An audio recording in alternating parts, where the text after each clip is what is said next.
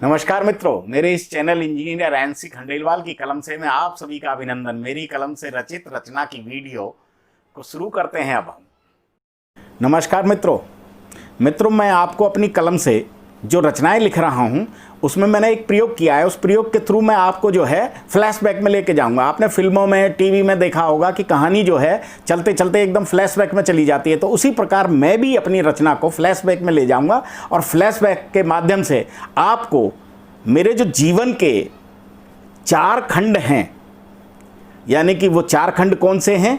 बचपन, युवावस्था, वानप्रस्थ और बुढ़ापा। इसको मैंने कालखंड से जोड़ा है। कालखंड यानी कि कलयुग, त्रेता युग, द्वापर और फिर उसके बाद सतयुग।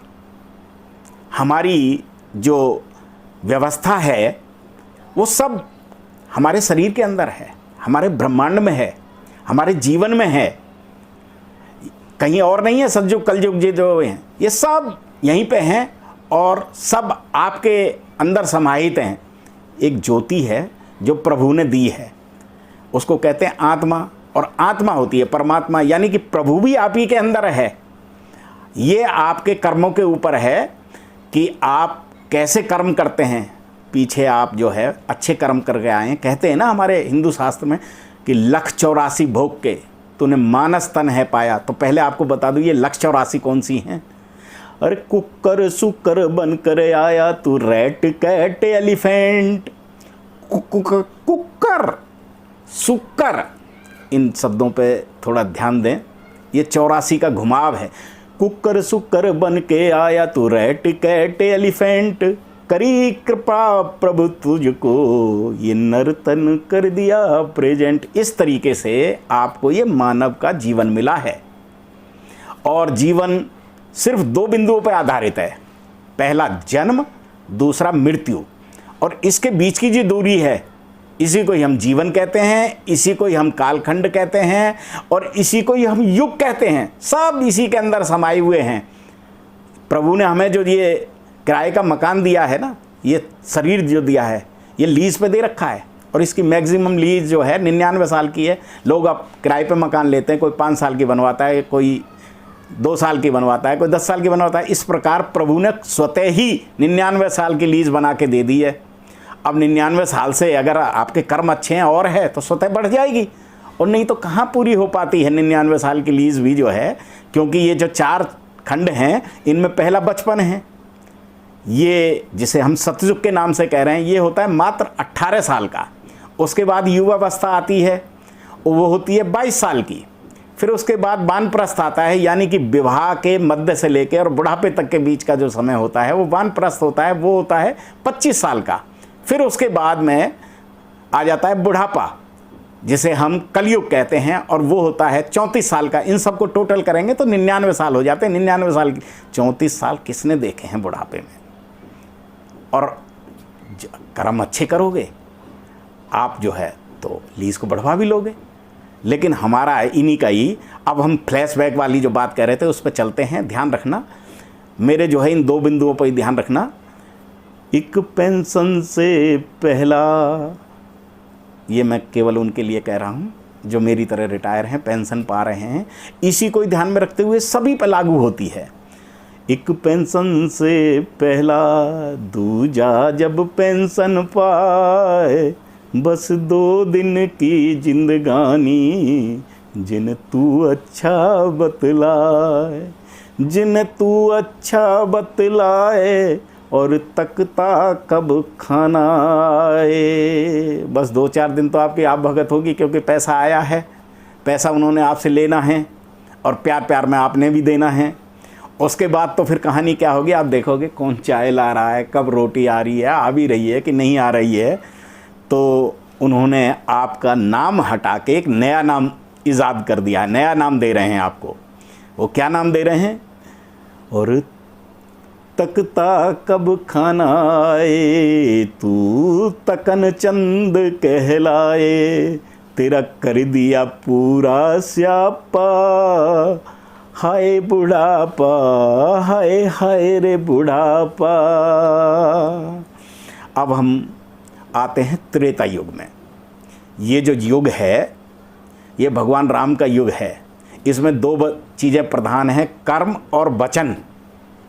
अब इसमें हमारा क्या है देखिएगा, सिर्फ 3 चीज़ें याद रह जाती हैं, बाकी भूल गए।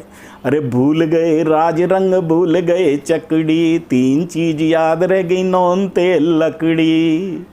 तो बस पूरा जीवन जो है हम वानप्रस्थ का, जिसे त्रेता युग कह रहे हैं, इसी चीज़ में गुजार देते हैं कि कमा रहे हैं खूब और सबको खिला रहे हैं, सब पे लुटा रहे हैं। ये है पैसा जब तक तेरी गांठ में, पूछे सब तुझको बताओ काम, तेरे बिना पत्ता हिलता, सब ठोकें तुझे सलाम। पैसे की माया बता रहा हूँ, ये त्रेता युग की कहानी है आपके वानप्रस्थ की। पैसा जब तक तेरी गांठ में, पूछे सब तुझसे बताओ काम, तेरे बिन ना पत्ता हिलता, सब ठोकें तुझे सलाम, सब ठोकें तुझे सलाम, करें तुझसे अच्छा व्यवहार, बिन पूछे ना कुछ करते, तू है उनका सलाहकार। पैसे वाला जो होता है वो सभी का ही सलाहकार होता है। चलिएगा अब हम फ्लैशबैक में आते हैं द्वापर में, यानी कि युवावस्था में, कृष्ण वाले युग में, जिसमें 64 कलाएं और 16 विद्याएं सभी होती हैं। प्रेम होता है इसमें, भाव होता है इसमें, और आदमी केवल कर्म ही करता है, क्योंकि युवावस्था है। कुछ भी कर्म करो आपका सब सही माना जाता है।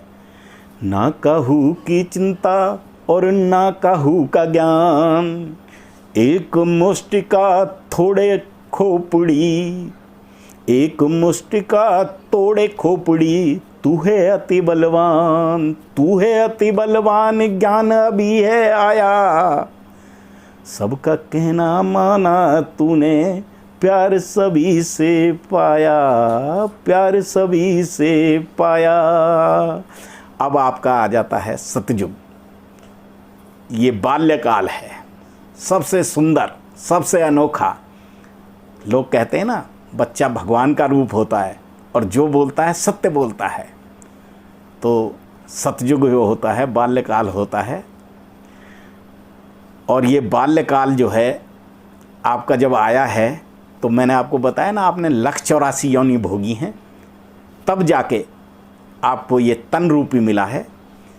184 भोग के बाल्य रूप में आया, करी कृपा प्रभु तुझ पर, मानस तन है पाया, मानस तन है पाया, तूने अल्लड़ रूप बनाया, देख देख तेरा बचपन, सबका मन हर्षाया, फिर कहाँ से ये कलयुग आया, तेरा आया ऐसा बुढ़ापा, हाय हाय रे बुढ़ापा, हाय हाय रे बुढ़ापा। अब हम फ्लैशबैक से वापस आ जाते हैं अपने मूल रूप में और इस सब का जीवन सार बताते हैं। जैसे मैंने बताया था ना, 99 साल की लीजिंग पे प्रभु तन दे दिया तुझे उधार, और फिर उसमें प्राण रूप आत्मा को दिया उतार, आत्मा को दिया उतार, नानक बन गया किराएदार, फिर क्यों कर लिया स्यापा, हाय हाय रे बुढ़ापा, हाय हाय रे बुढ़ापा। नमस्कार। तो मेरे दोस्तों, कलम से रचित मेरी रचना आप सबको कैसी लगी? कमेंट्स बॉक्स में जाकर आप कमेंट्स करें, लाइक करें, सब्सक्राइब करें और मेरे चैनल को बेल आइकॉन प्रेस करें। नमस्कार, राधे राधे।